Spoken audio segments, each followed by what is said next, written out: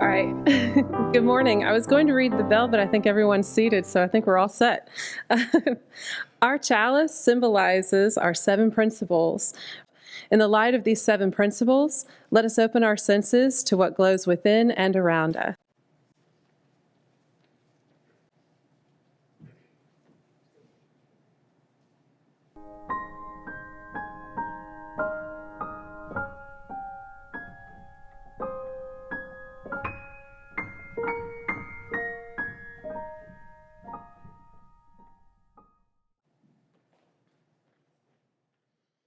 Our opening hymn this morning has held a powerful place in American history for over a century. It's known as the Black National Anthem, and it's a history lesson, a rallying cry, a pledge of unity as people gather to fight for equality and justice. Lift Every Voice and Sing was written and composed by the Johnson brothers, who are from Jacksonville, Florida, not terribly far from here. James Weldon Johnson and John Rosamond Johnson worked together for their entire lives. They first worked in show business and later in the pursuit of civil rights. They both saw artistic and cultural excellence as a key to Black advancement in America. John Rosamond Johnson, the younger of the 2 brothers, trained at the New England Conservatory of Music, and he composed the music for this iconic piece. His older brother, James Weldon Johnson, was a lawyer, a diplomat, a professor, writer, and poet, and the first African-American leader of the NAACP. At the time he wrote the words of this song in 1899, he was the principal of the segregated Stanton School in Jacksonville, Florida. And just a friendly reminder that humming along is okay, but in our continuing pandemic climate, we've agreed to refrain from singing at this time.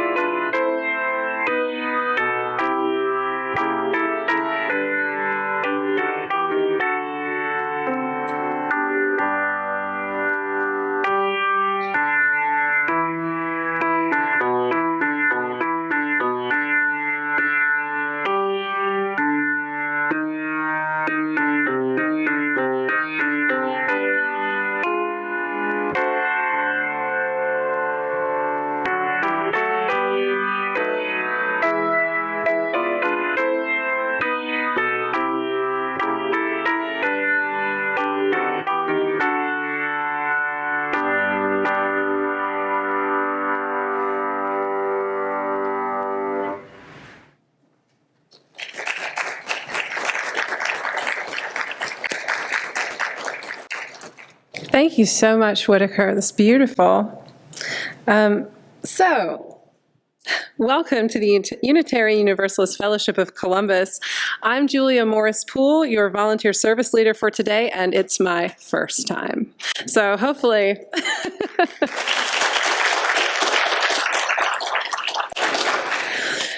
hopefully I do okay with this. Please be gentle. I know that you all will be.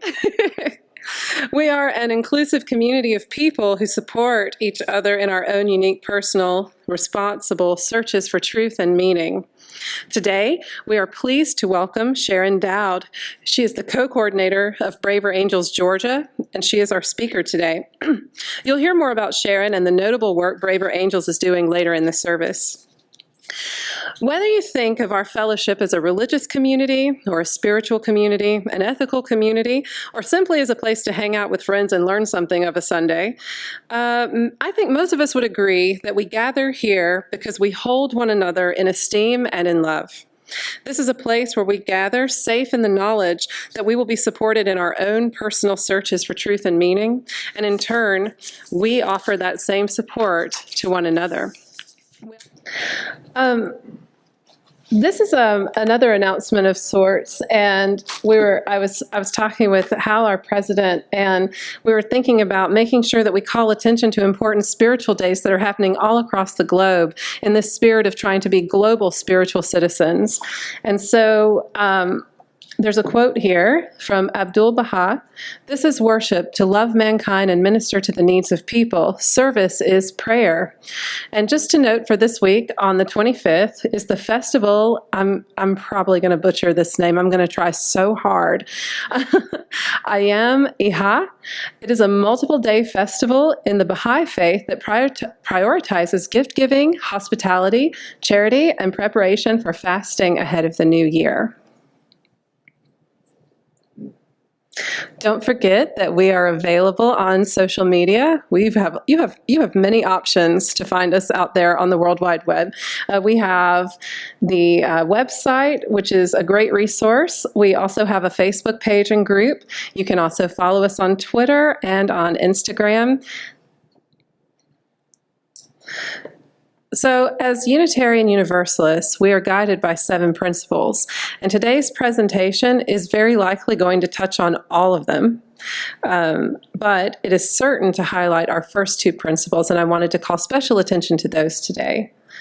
The first being the inherent worth and dignity of every person, and that went too far. Please go back. And the second being justice, equity, and compassion in human relations.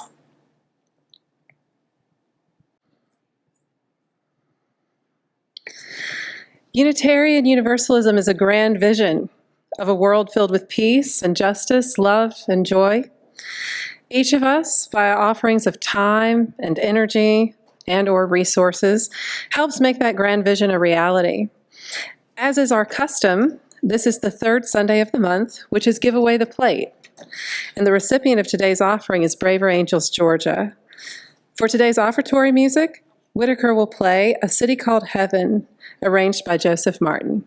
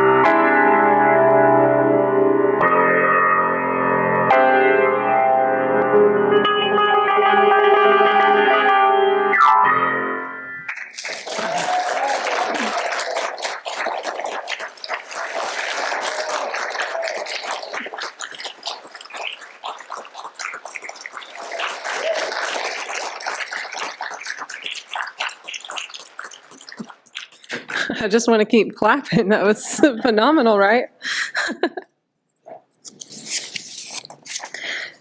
It is my pleasure to introduce today's speaker, Sharyn Dowd. Sharyn is a retired Baptist minister and professor of New Testament who lives in Mableton, Georgia, on the western edge of Metro Atlanta.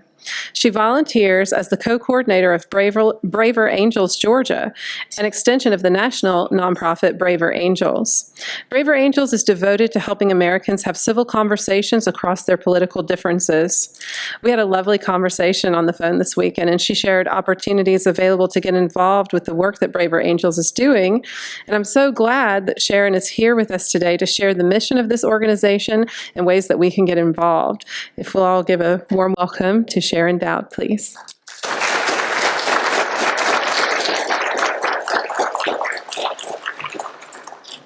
Thank you so much. Thank you for that introduction and for the opportunity to be here today. I really appreciate. This is actually the first time that I've been invited to speak to a group and in person. And so I'm really thankful to be here. So I'm one of two co-coordinators for Braver Angels Georgia. Our leadership rule is that every position is filled by a pair of two people, one red or conservative and one blue or liberal. I'm the blue co-coordinator for Georgia, and I've been told by a little bird that many of you lean that way as well. What I've discovered about myself is that although I value inclusivity and diversity, and I love to entertain radical ideas, my greatest weakness, next to chocolate, is that I hold very negative views of people who value exclusivity and homogeneity and who regard radical ideas as dangerous and not to be mentioned out loud. In other words, I don't want those people to be included, and I don't want their ideas and attitudes to be taken seriously. That's why I need to participate in Braver Angels and actually also in Celebrate Recovery. Could that attitude also be true of people who identify as universalists? Do we sometimes fall into the category of feeling that there's some people or some ideas who just are, as a candidate I voted for said, deplorable? The 2016 presidential election revealed deep and bitter divisions in the U.S. electorate. Now, politics has always been rough and tumble, arousing strong emotions and extreme rhetoric and sometimes extreme behavior. From the very beginning, our founders disagreed about policies and power, and on at least one occasion, a U.S. senator was beaten half to death on the Senate floor by another senator. And it was not unusual at times for people, for representatives and senators to come armed into their respective chambers. But for the last 25 years, there has been an increase in affective political polarization. So not only disagreement on issues, but personal contempt and distrust of people, of those on the opposite side. So in 2016, after the election, three men got together to discuss what they saw as a threat to the American political experiment itself. They are David Blankenhorn, Bill Daugherty, and David Lapp. Now, I'm not going to give you their full biographies, but David Blankenhorn founded the Fatherhood Initiative and several other organizations. And David Lapp is a co-founder, and he leads the Working People's Project, which tries to engage workers in self-expression, people who maybe are a little nervous about speaking to others or trying to explain their views. But the person who invented all of our workshops is named Bill Doherty. He teaches at the University of Minnesota, and he teaches marriage and family studies. So what he did is he designed the conversations that we do in our workshops in the same way that he teaches people who are about to divorce or thinking about divorce to talk to each other. So this has worked amazingly well with people who, from the point of view of our founders, seem to be leading the country into a political divorce. So that's been very helpful. The original organization was called Better Angels, after the phrase in Lincoln's first inaugural address, "We are not enemies, but friends." We must not be enemies, Lincoln said. Though passion may have strained, it must not break our bonds of affection. The mystic chords of memory will yet swell the chorus of the Union when touched, as surely they will be, by the better angels of our nature. Now, as we know, that was the first inaugural. Lincoln was at least rhetorically optimistic. But in 1862, in the middle of the war, Lincoln also said, "The challenge is great, and we must rise to the occasion." So that's what Braver Angels is trying to do. What happened to our name is we found out that there was another organization with that name, and so we decided to challenge ourselves to work together when we disagree, and for that we need bravery. So the name was changed to Braver Angels. What we need is the courage to see the humanity in our fellow Americans, no matter what their views or no matter how they choose to express those views. The courage to endure the vitriol of our opponents and the judgment of our friends who don't think we should be giving any time to those people. And the courage to build on what unites us rather than to weaponize what divides us. So I want to, I've given, those of you I was able to meet ahead of time, I've given you my card with the two websites, one for the national, which I'm going to show you, and one for the Georgia website, and also an invitation to participate in a workshop that's coming up in March, and I'll talk a little bit about that as well.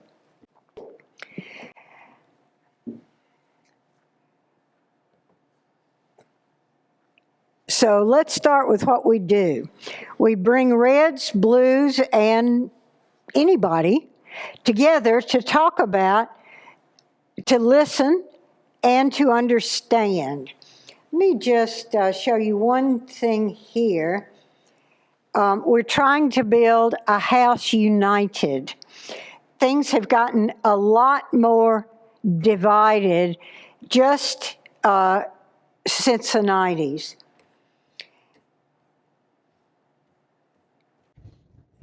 Now, I'd like you to take a look at this. This is a chart of the extent to which people think about the other side. So on this end of the spectrum, the core emotions are, they are our enemies. They want to harm the country.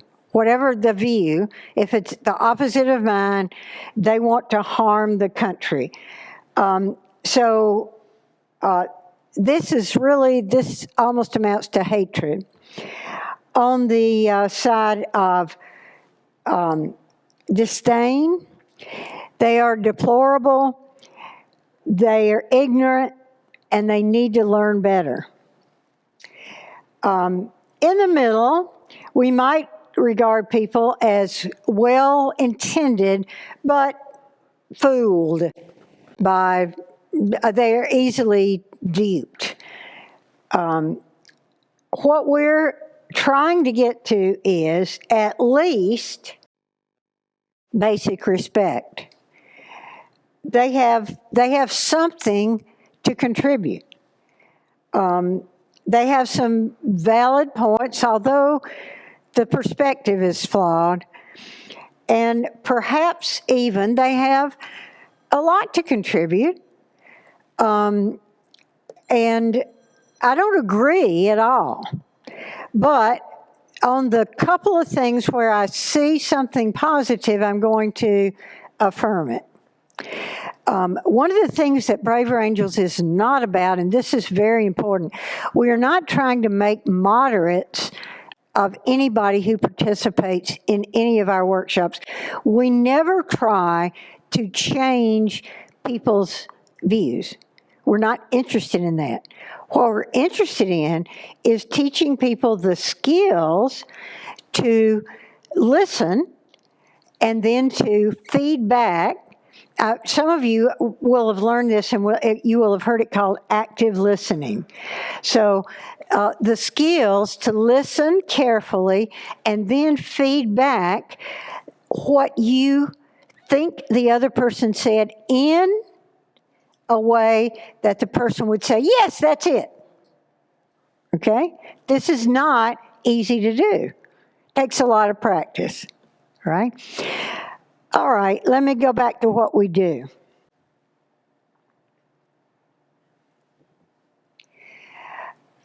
In my view, the most important thing we do, and in fact, the thing we do the most of, is our workshops. We have a workshop called Skills for Bridging the Divide. That's when we teach concrete skills for conversing with other people. We have, this, especially around the holidays, our most popular workshops are called Families in Politics, because people tend to go home for Thanksgiving and Christmas. And they have to talk to people they're actually related to, or that some relative sadly married, and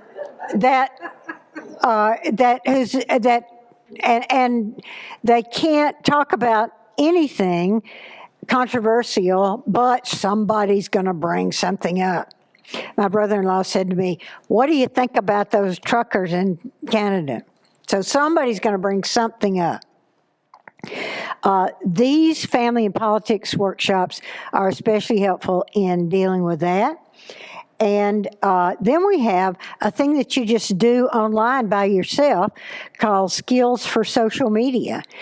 How to have, if you insist on having conversations on social media about politics, here's a way to do it constructively.